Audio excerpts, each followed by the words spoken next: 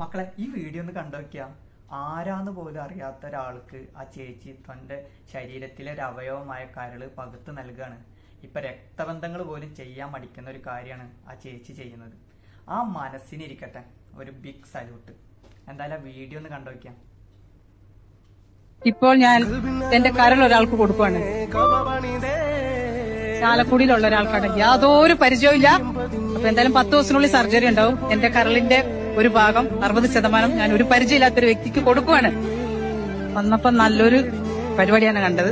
അപ്പൊ കണ്ണും മനസ്സും നിറഞ്ഞു.